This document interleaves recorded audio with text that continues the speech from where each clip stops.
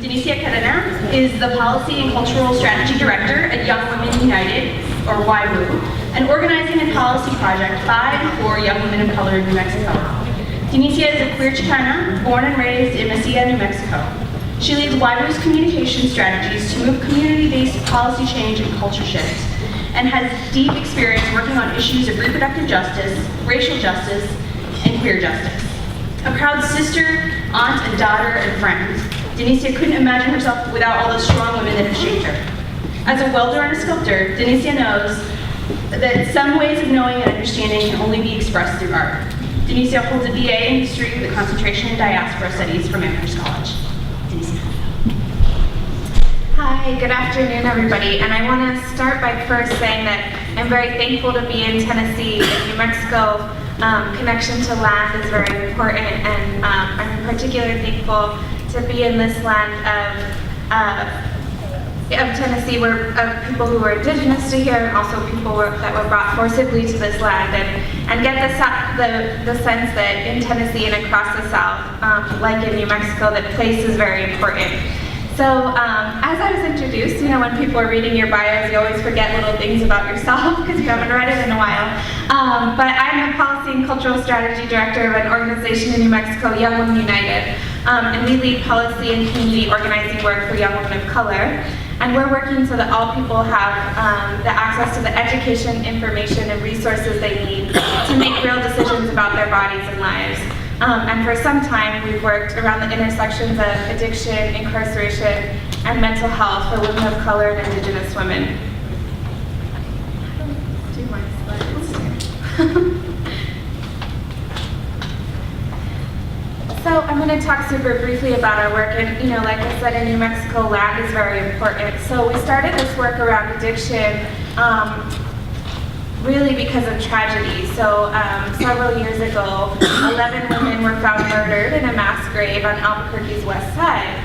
And the media, immediately picked up this story. And when they found out that these women had been in cycles of addiction, had been sex workers, immediately started to label them as castaways, as throwaway people, that their deaths didn't matter anymore. And at the same time, someone that had organized with us for many years had relapsed in her addiction, had been incarcerated in the local jail, and when she was released at 2 in the morning in downtown Albuquerque without any money or resources to get home, and died of overdose that night. And so we really had to take a critical look at our work and ask ourselves how we could afford not to work on addiction anymore in our state so impacted by legacies of colonization and environmental violence. And we began to organize around these issues. So we really started organizing with families to say, what is really impacting you? And we passed one of the state's first treatment instead of incarceration bill. But that bill was then vetoed by our governor, a former prosecutor. And so we really took that approach, this isn't gonna happen in this governor's lifetime. She really, has the mentality that people, who, are criminals will always be that way. And so, we continue to work with the administration and with different lawmakers to look at alternative approaches to incarceration. So in one of those approaches, we did community conversations across our state with women who'd been pregnant and substance using to get their experience on in prenatal care treatment. So we wrote this report, Everyday Struggles, Everyday Streams.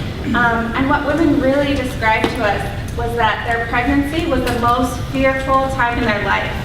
And this is women who have lived through homelessness, through extreme sexual violence, through domestic violence, and the pregnancy was the scariest point in their life. And I think a lot of the judgments that we think about is that people living through cycles of addiction are selfish. And the reason behind that fear was that women were afraid that either their children they already had or their current pregnancy, their kids would be taken away.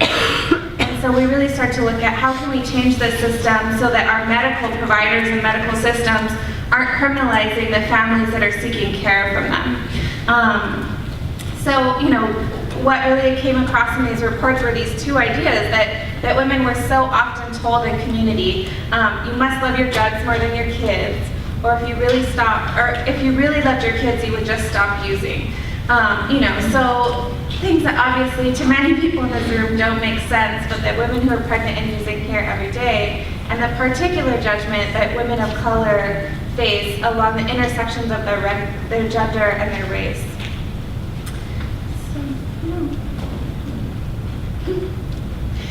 So what we decided to do after this is that we started a collaboration between local artists, women and people who've been pregnant and substance using in our organization. And we started an art and organizing institute where we brought in poets, we brought in photographers to have these women talk about their experiences being pregnant and using.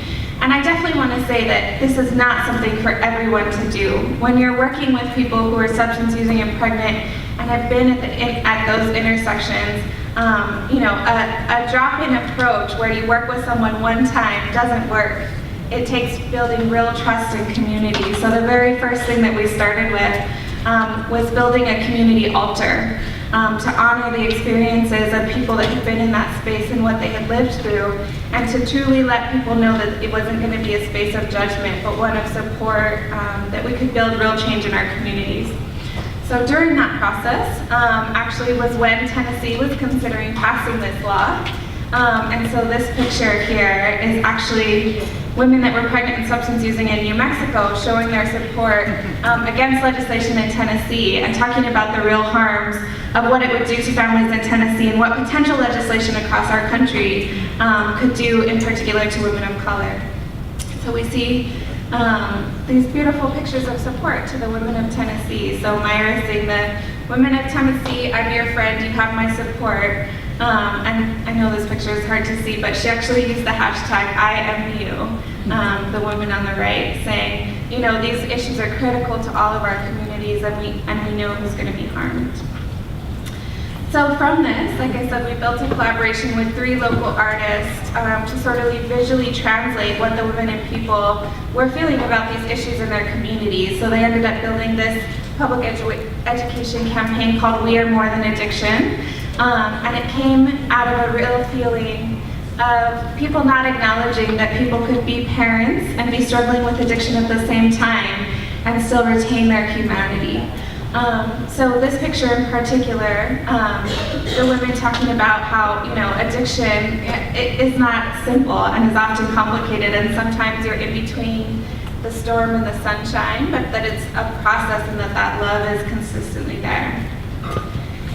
And then this piece, fighting for those that I love, fighting for my life. And in this piece, the women really wanted to address the fact that, that assumption that people, and mothers in particular who are pregnant and using, are facing that they're selfish, that, they're making these decisions because they like a party lifestyle or because they want to be that, and not something that they're desperately trying to get out of, something they're really trying to change for their families. So from there, we bought full-size bus ads that ran on Mother's Day weekend last year. And it was really to contradict that idea of who gets to be considered a good parent, or who's deserving of being a parent. And so for too often, regardless of addiction, that hasn't included women of color, Black women, Indigenous women, whose lives and pregnancies have been criminalized. We also, it was very important to the women that we buy bus shelter ads. A lot of people that ride public transportation in New Mexico are living through cycles of addiction. And even though we aren't a service providing organization, we got many calls from these posters of people saying, I don't have anywhere else to go, what can I possibly do in this situation? And we're able to refer them to the limited network of services in New Mexico. So from there, at Young Women United, we work so that the people who are most impacted and can really organize for change. And I'll certainly say too that I was not the person who was originally intended to give this talk. We have folks on our staff that are currently in the criminal justice system, but if you're on probation, travel is a lot more complicated. So, we think that, while the expertise of doctors, of social workers, of lawyers, of district attorneys, it's critical that the people who most know what change is needed is people who live through the system. And so we began to organize with a service program in our community called Crossroads for Women, on getting women who've been most impacted to share their voices. So they started to organize at our legislative session, creating policies for families like theirs. And in this past legislative session, we ran 3 different pieces of legislation, a ban-the-box bill for private employers in the state of New Mexico. And in the first time in 62 years that our House was controlled by the Republican Party, this bill passed the House Business Committee. And the chairwoman of the House Business Committee said, that the sponsor of the bill had been talking to her about it for 2 years, and she was never sold on it because she thought people really needed to, atone for their crimes. And she said after talking to these incredible organizers that she realized that people needed to escape the collateral consequences of incarceration. So it's incredibly powerful and meaningful to have people with lived experiences moving these issues, that too often as people of color, as young people, as people who've been incarcerated, people are asked to share their stories, and then other folks come in and share the quote-unquote expertise of what they think from their field. But people who have lived in the system have all the answers we need on the change that needs to happen. We also ran a bill around halfway houses and transitional facilities that we're now collaborating on with the Department of Corrections on implementing. Even though the bill did not pass, they're creating different options, including possibly talking about a nursery within the women's facility in New Mexico, and also considering the particular needs of expectant and postpartum women who are incarcerated.